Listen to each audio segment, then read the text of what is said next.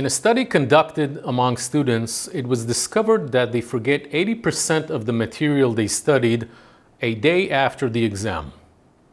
Now, this is an encouraging fact, not for the students, but for us. This shows that the mind naturally forgets without effort. In fact, we forget what we try to remember and remember what we would like to forget. How frustrating. The interesting question is, what are the 20% that the students remember, and why? Which part of the study materials stays in their memory? Why are there things that we remember well without using any method, while we cannot remember the content of a book or a film we watched only a week ago? There is one good answer to this: emotion. The students remembered material that interested them personally, to which they could relate in one way or another.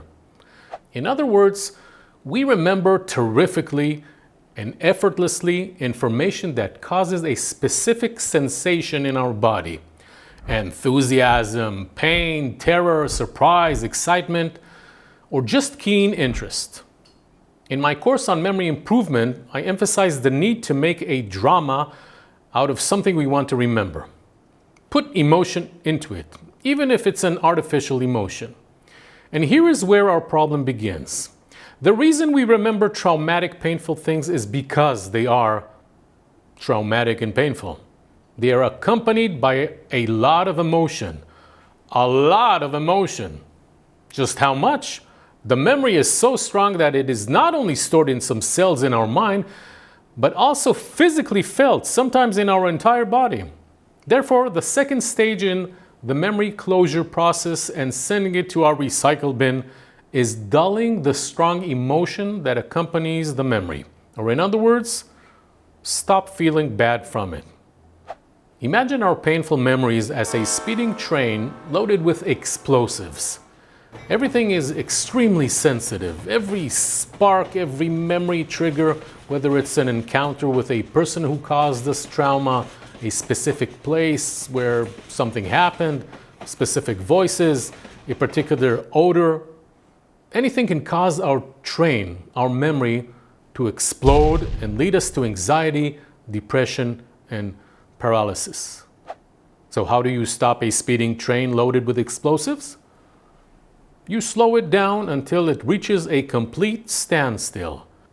You unload the explosives and enable it to advance safely. How do you neutralize a loaded memory full of explosives?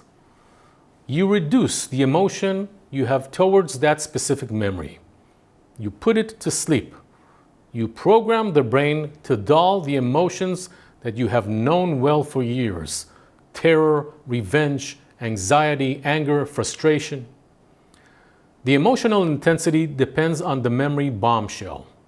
There are small bombshells, memories with an emotion that is not so colossal. And there are memories that are atomic bombs, memories with a huge emotional load. As Bryan Adams sang, cuts like a knife. So we will start with memories of a less explosive nature. If you were ever stuck in a dark elevator for an hour as a child, like myself with a hysterical nanny, you may have an elevator anxiety. But most people don't stop using elevators because of such an event.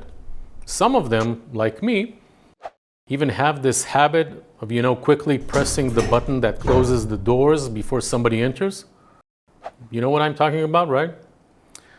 Meaning, if there's a greater anxiety than a stuck elevator, it is being stuck in the elevator with people you don't know. How do you neutralize a small bomb?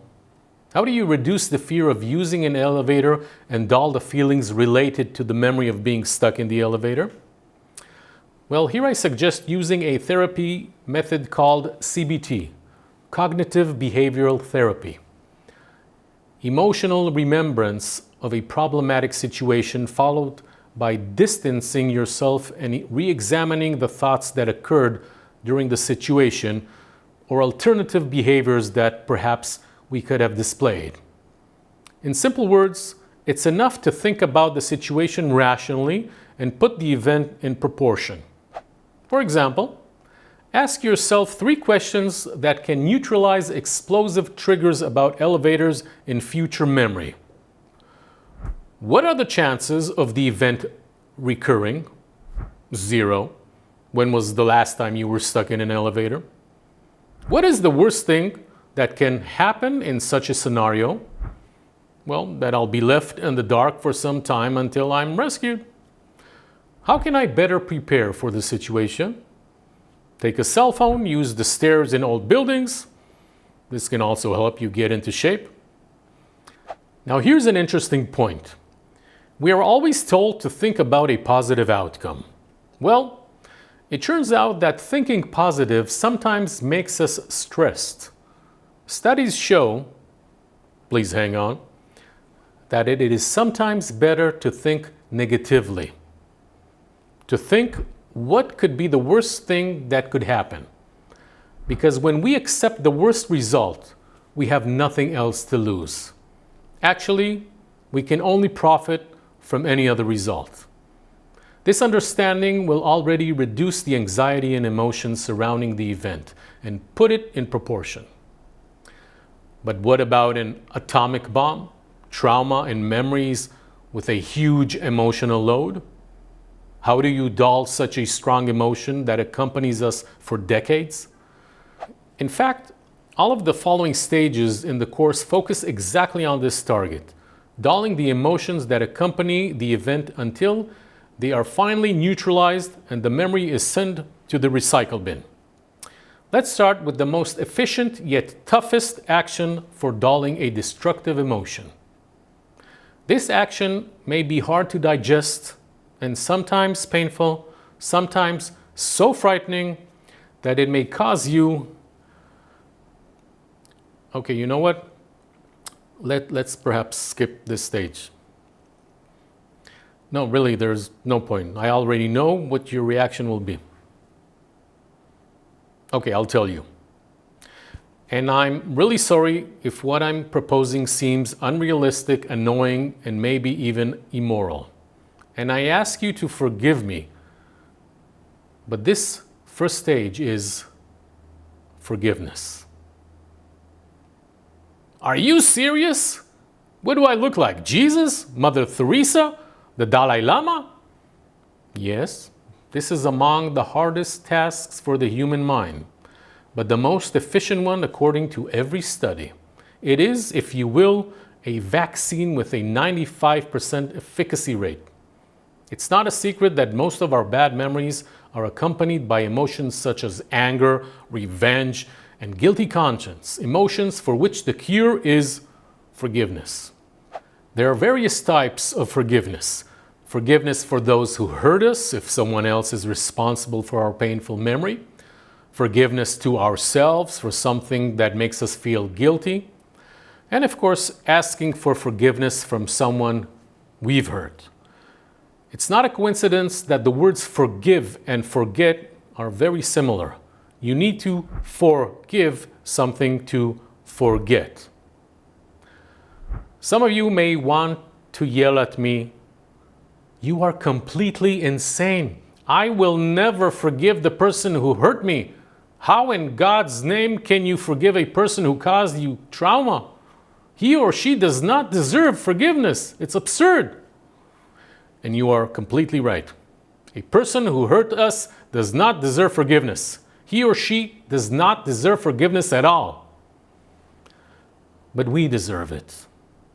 Forgiveness is meant to help us, to clean the emotional poison, the anger, the resentment, the hatred accumulated in our body. As a Buddhist proverb says, holding on to anger is like drinking poison and expecting the other person to die. The subject of our forgiveness does not care if we forgive him or not. It is not related to him at all. I have a friend, Yossi Shalev, who gave lectures about life without anger. And I always think about him when I'm stuck in a traffic jam. Why? Why in a traffic jam? Because that is when we might be late for a meeting, wasting time, feeling our anxiety levels spike, right? Now, Yossi Shalev said a sentence that I remember to this day. The traffic doesn't care whether you're angry at it or not. It just doesn't care. It only fills you with toxicity and ruins your life. Forgive the traffic jam. It doesn't even know that it's a traffic jam. When I remember this sentence, I smile to myself and understand how true it is. I forgive the traffic jam and regulate my breathing. So, the aim of forgiveness is to help ourselves. All work on self-improvement requires mental and physical effort. To quit smoking or drinking, you need to go through the pain of withdrawal. To lose weight, we struggle with hunger and our strong desire to eat. To get rid of a bad memory, we need to undergo a process of rehabilitation from destructive emotions, which can be somewhat painful. In the next 3 chapters, I will present you with ideas that will guide you to the type of forgiveness that is relevant to you. Before that, I will tell you once and for all why bad things happen to us, and I wish to warn in advance, the next chapter may be a bit upsetting.